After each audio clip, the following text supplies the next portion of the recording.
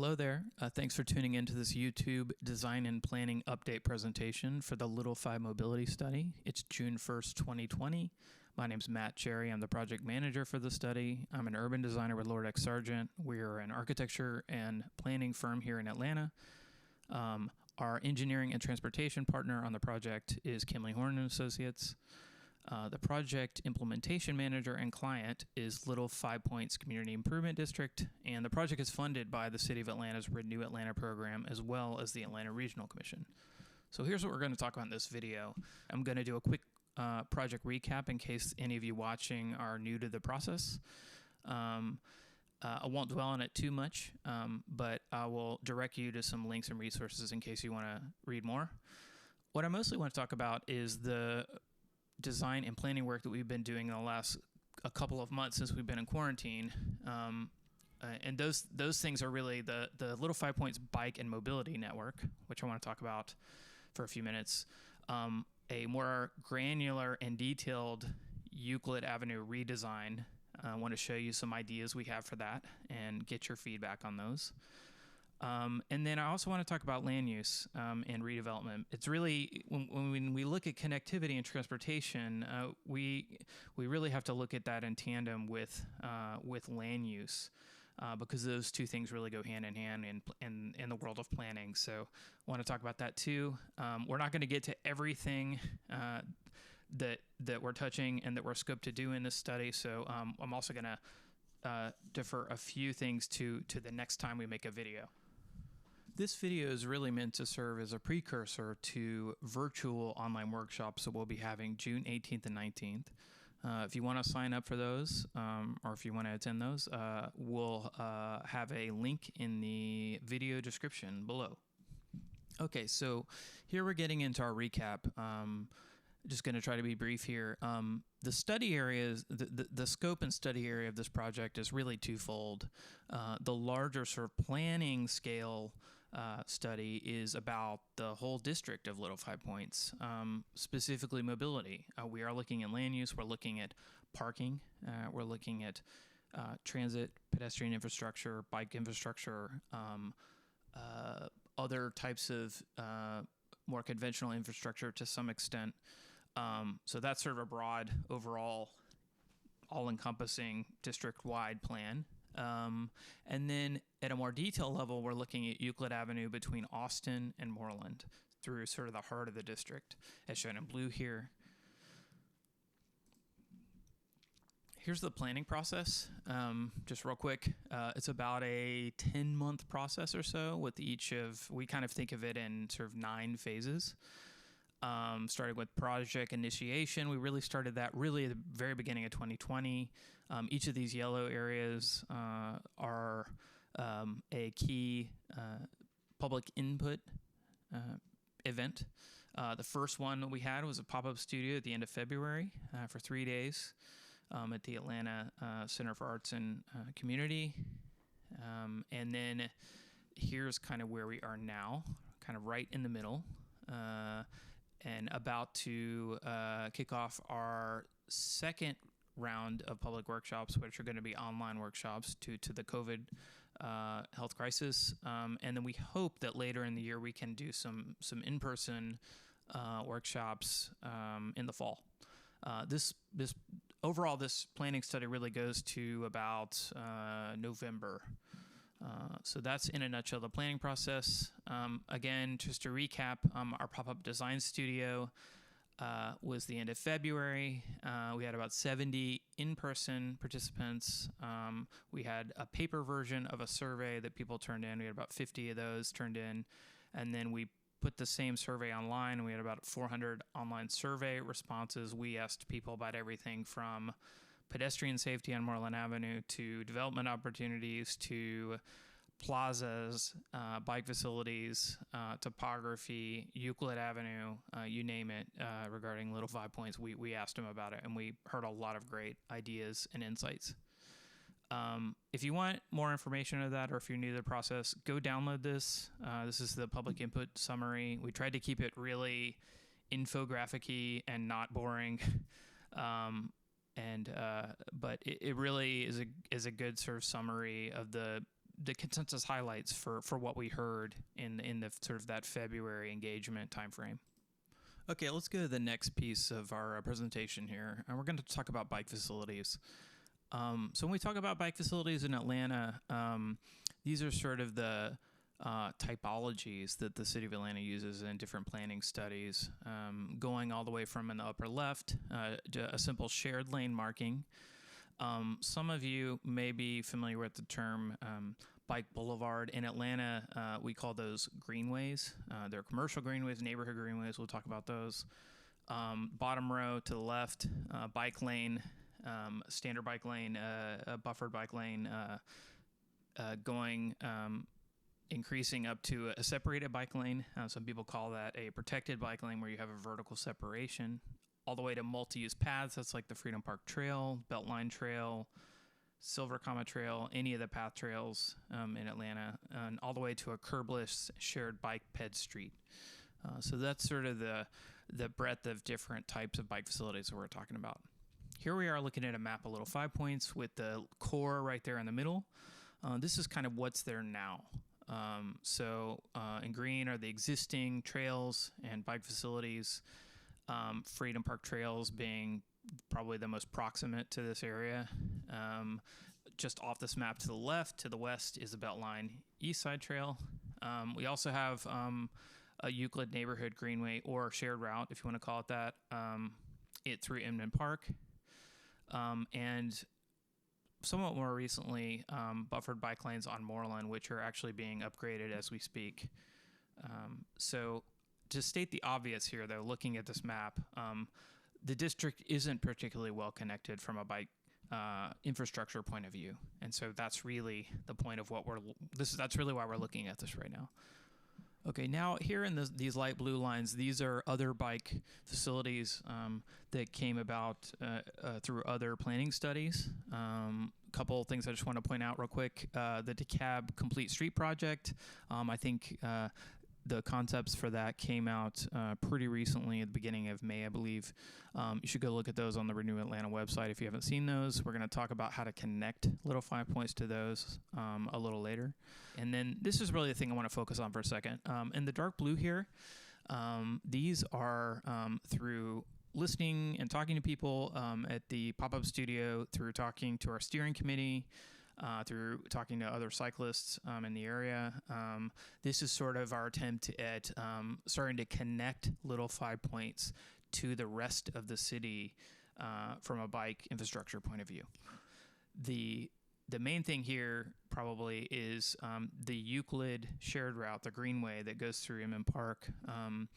Really the idea here is to extend that all the way up to Moreland through the heart of the district, ideally further.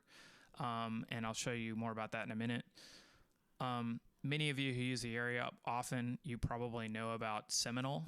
Seminole is a fantastic bike boulevard, greenway, shared street. It connects to Little 5 Points, the north area, Little 5 Points, kind of behind Junkman's here, from Freedom Park Trails. But one thing it's sort of missing from the area is a really good connection to Little 5 Points from the south, from Inman Park from a bike point of view, and to Freedom Park Trail, and by extension, the Beltline East Side Trail. So one thing that we've been talking about is the idea of a Washita connection from the Freedom Park Trail down to Euclid. Also, other secondary connections up Sinclair to Colquitt and Sinclair to Seminole. So overall, that's sort of the proposed bike network in the Little 5 Points area. And in the coming weeks and months, we'd love to know from you, are we missing anything? Do these make sense?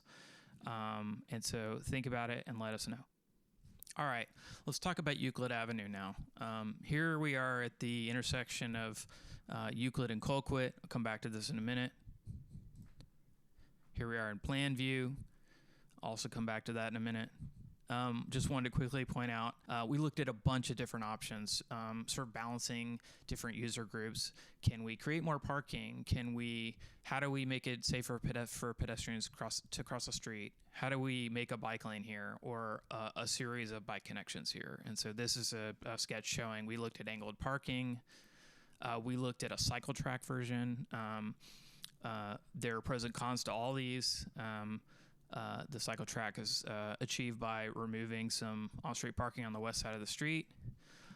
Ultimately, after talking to a lot of people, I think we were hearing, especially when looking at the slide here, 446 responses when we put out the online survey. What are the priorities for Euclid? I think what we heard loud and clear was upgraded sidewalks, pedestrian facilities. You see that outdoor dining areas scored really well. So that really told us that was the focus. That's not to say that we shouldn't maximize the amount of on-street parking spaces for small businesses, though we shouldn't try our best to accommodate the safest bike connection that can possibly be in Euclid, with balancing all these other uses and given the limited space. But that really became our direction. So the next thing we did after the pop-up studio, right before the quarantine started, actually, our landscape architects and our civil engineers, we all went out and to really look in detail at stormwater, overhead utilities, underground utilities, ADA issues, opportunities for doing bump outs, opportunities for extending and increasing the amount of on-street parking. So we looked at all those things. We put together an assessment. I won't go through it in detail, but you can download that from one of the links below. Okay, so let's look at some design ideas for Euclid. Here we are at Austin and Euclid. If you're coming southbound on Euclid, turning onto Austin, a lot of people fly around that corner. We've all seen it. But you look at the amount of pavement here, and you think about the balance of users, the amount of pedestrians who use this intersection, the amount of cyclists who ride through this intersection. It's really sort of so one-sided towards the vehicle. And so that's really why we're looking at this, to try to sort of balance those different user groups. Here's an idea, just a quick sketch idea of what a traffic calming solution might look like. You can still take a ride on Austin, but you got to do it a lot slower. And by moving these curbs here, we're really creating some really exciting opportunities for small plazas and pocket parks. We're creating a substantially wider sidewalk in front of the Little 5 Point Center for Arts and Community, creating shortened crossing distance at Washita. And then eventually, sort of the long term of that is placemaking opportunities, a gateway plaza into Inman Park. So lots of opportunity here.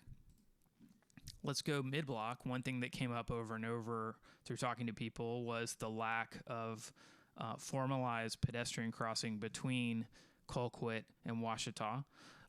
Here we are at the Variety Playhouse on the bottom here on the screen, and then Bass Lofts on the top. We looked pretty closely at it. We think that a mid-block crossing here makes a lot of sense. You could brand that. Think about that mid-block crossing. It could be painted monthly with different events happening at the Variety Playhouse, so that people crossing would see those. It could be a temporary art installation. A couple things I wanted to also point out about this graphic. We are actually creating more parking spaces than exist today along the corridor, just by sort of organizing it a little bit better. We're creating substantially wider sidewalks in front of Elmire, in front of Banditos. Think about the outdoor dining opportunities in front of both of those places. Creating a lot more room for trees, tree wells, and future canopy. Let's go to the north part of Euclid. Here we are at Euclid and Colquitt.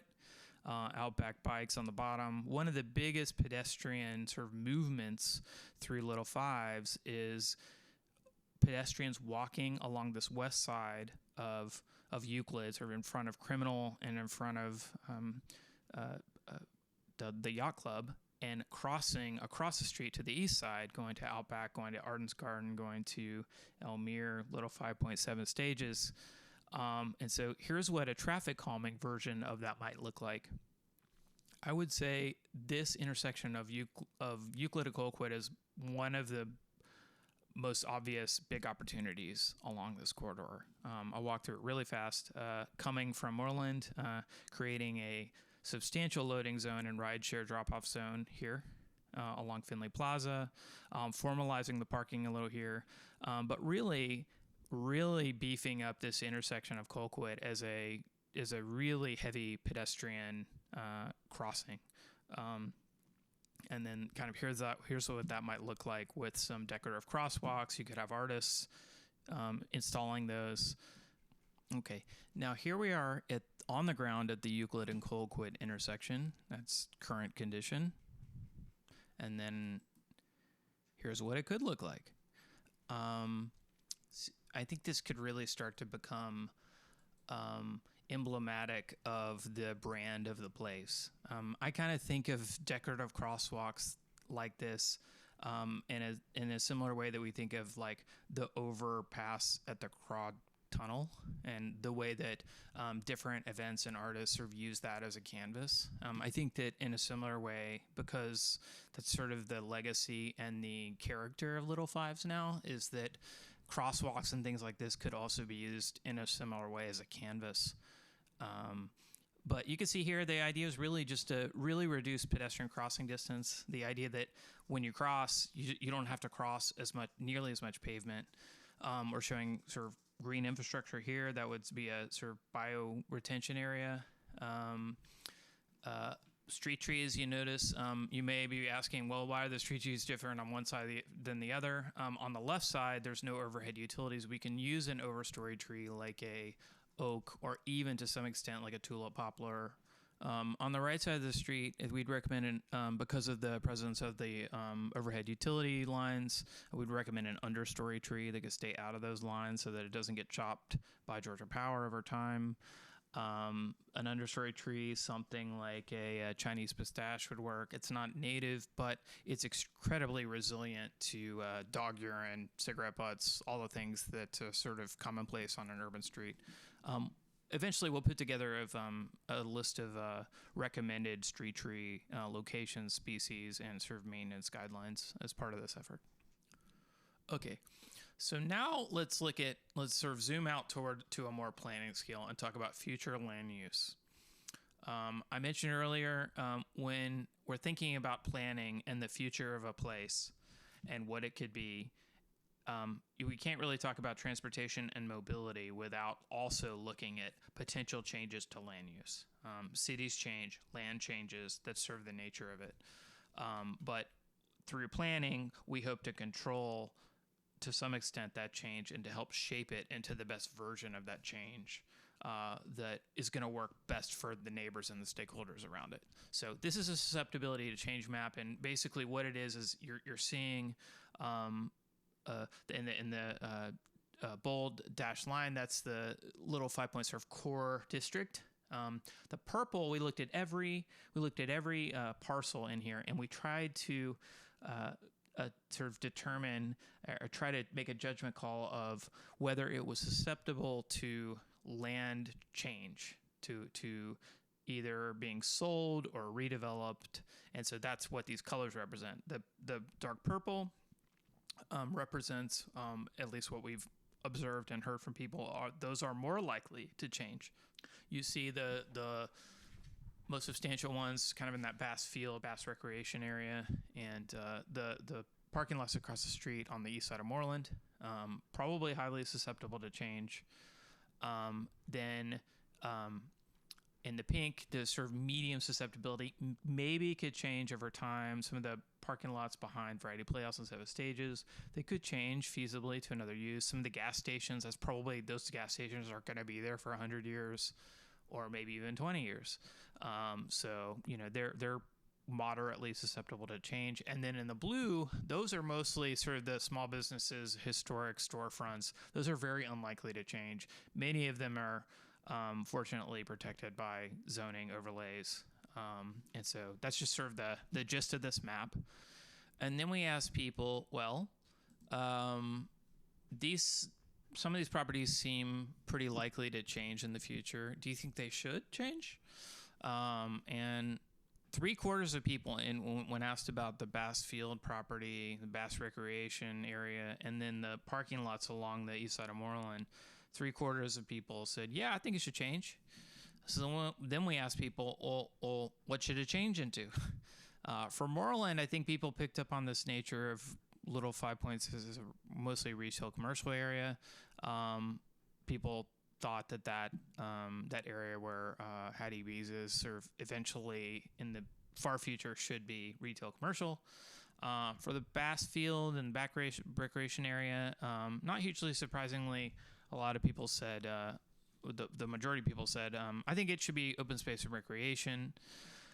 Some people thought, yeah, I could do with food and beverage entertainment there. And then actually, interestingly, a lot of people there were a lot of write-in comments for this question. And a lot of people said senior housing, which we also heard from a lot of people from the pop-up studio. And I know that Lifelong Inman Park has been looking at that for a while. So it makes sense that would be an answer. And it certainly makes sense for the site if it works. And so what's interesting is that is the sort of takeaway we take from this is that 75% for Bass Field, the 75% of people said it should change, yet 65% of people said it should be open space and recreation, which is what it is currently. So our sort of interpretation of that, at least what we hear from that, is that it suggests most people are fine with it changing as long as it has a significant open space and recreation component to it. And so that really, as we talked about doing, putting forth ideas for this site, we really tried to embrace that because it sounded like that really resonated with the neighborhoods. This idea that it could be redeveloped, but a big portion of it needs to be parks or open space. And so we really tried to play up that component and make sure that component is incorporated in these ideas. One of the things that's so interesting about the site is the topography. There is like 50 feet of grade change between the east side and the west side of this Bass Field site. So you can't understand it in plan view. I'm a planner and I can barely understand in plan view. So we made this, albeit crude, 3D model, but hopefully it helps you understand it a little bit better. One of the big things with it is, I think most people don't realize it, is that Moreland is 20 feet above the field down here. And then the field is 30 feet above sort of the western side of it, sort of the backside of Banditos. And the field is almost level with the backside of Outback Bikes, the top of this parking lot behind it. So there's like a lot of sort of grade change happening. And then the Bass Recreation Center is up here on the top of the hill. And so related to what people said about the future use of this, one thing which really tried to play up in these concepts is this idea of a large open space sort of fronting the neighborhood, and it would be publicly accessible, publicly usable, and sort of the heart of whatever this place would be. So I'll show you two ideas for this, and if you love them, great. If you like them, great. Tell us specifically what you do like about them, each of them. If you don't like them, that's super valuable too. And we just want you to tell us, here are the things that I specifically don't like about them. That's really what we're putting forth these ideas for.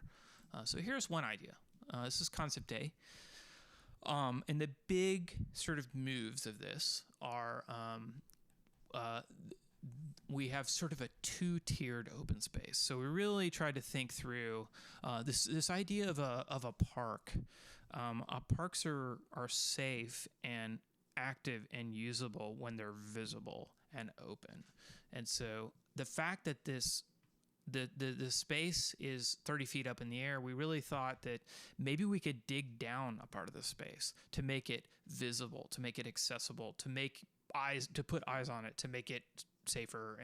And so that's sort of what you're seeing is a lower space down here. And then we have an upper open space up here. So this lower space could accommodate soccer, or could accommodate small festivals, you name it.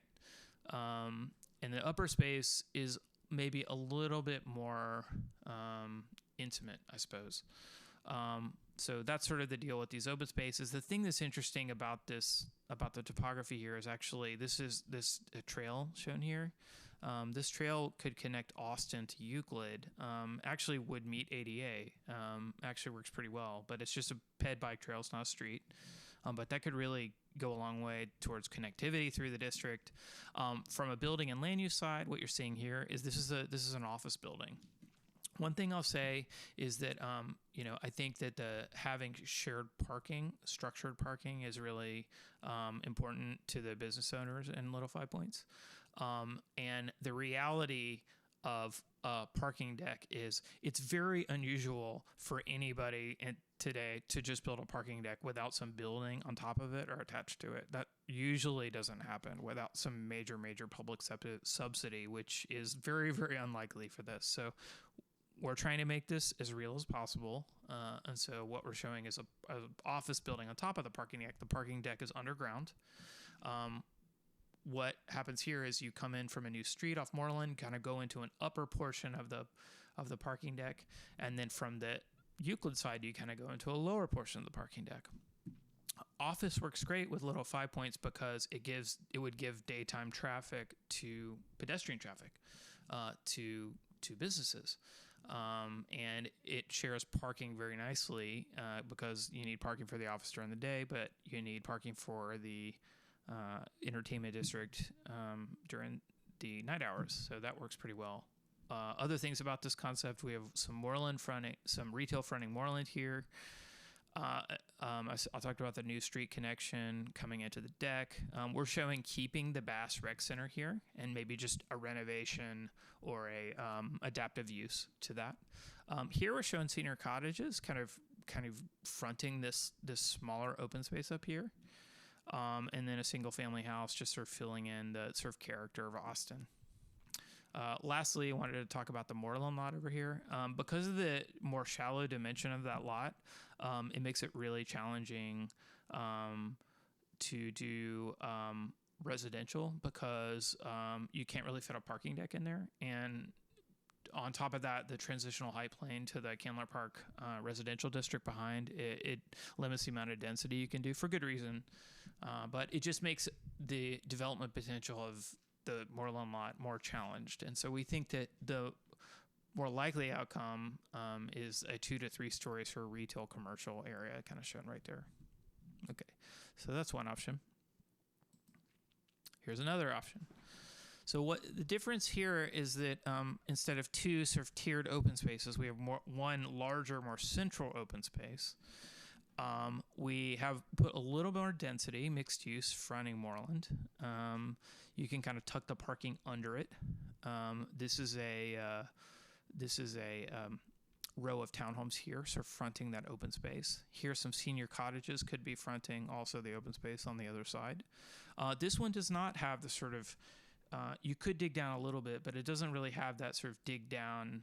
The open space is more sort of connecting to Austin in this way. So that's just sort of the nature of this layout. The office building here is more kind of right on Moreland rather than sort of mid-block.